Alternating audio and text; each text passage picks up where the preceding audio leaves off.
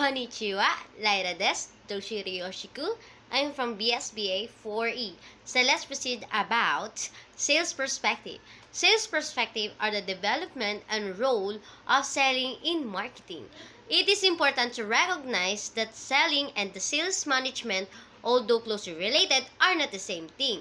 So let's proceed about the top 10 factors in selling. First is listening skill. Listening skill lalo na sa mga seminars tsaka sa customers. The second is follow-up skills. Don't hesitate to ask and don't forget to follow up the customers. The third is ability to adapt sales from situation to situation.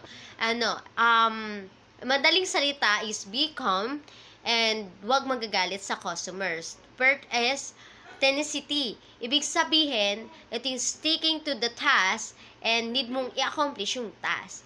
And the fifth is organizational skills.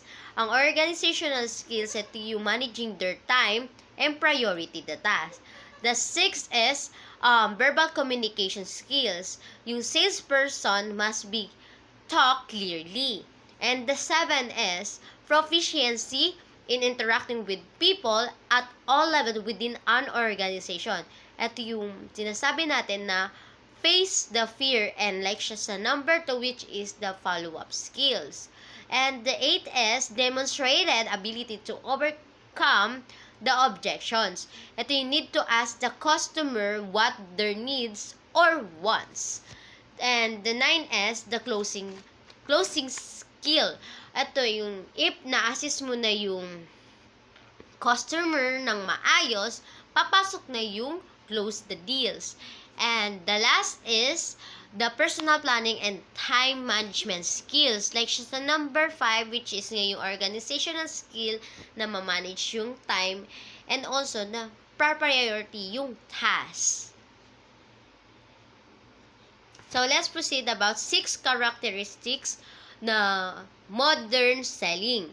Ito yung nakafocus sa customers. First is customer retention and deletion. Sa madaling salita, ang retention ay kayang magbayad. Ang deletion naman ay hindi kayang magbayad. So sa customer and retention and deletion, learn the background of the customers. Meron ditong Pareto principle, which is yung 80% of the company sales came from the 20% of its customers. Second is database and knowledge management. Ang database knowledge and management naman po is ito yung information of the customers. Third is the customer relationship management. Ito yung need mong i-maintain sa customer which is yung loyalty. Fourth is marketing the product. Promote the product. And the fifth is problem solving and system selling, acknowledgement about the product. And the sixth is satisfying needs and adding value. Ito yung satisfaction between the salesperson and the customers. So let's move on. So there are 3 types of selling job or salesperson. First is order takers. Meron siyang 3 category which is the inside order takers, delivery salespeople, and the last one is the outside order takers.